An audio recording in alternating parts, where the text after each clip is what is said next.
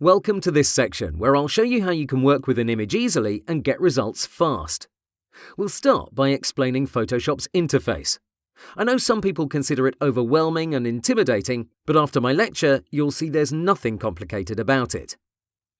We'll continue by customizing our workspace so it will better fit your needs. Everybody is different, so I want to take a few minutes and show you how you can set Photoshop up for yourself.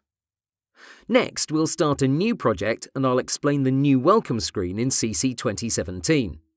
I'll also talk about some interesting bits that can jumpstart your projects. The fun stuff comes next, where I show you how you can open an image in 6 different ways.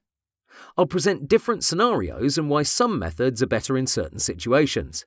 It seems like a straightforward subject, but you'll see you have lots of options for this apparently simple task. Once you have a project opened, you're bound to want to freely move around inside it.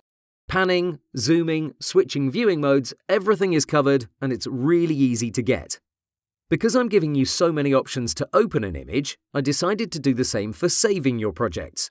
I'm talking about exporting your work in 5 different ways. Please don't worry about all these possibilities, you don't have to memorize them.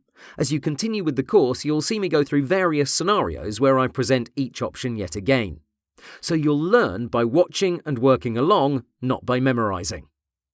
Finally, we have 2 activities at the end. We'll resize an image both ways. I'll make it tiny, but I'll also blow it up to 300%. Then we'll use the crop tool and cut away any unwanted areas fast and without any effort. Finally, you'll see how I straighten an image with only a few clicks. These are skills you can implement today in your workflow. So let's get started.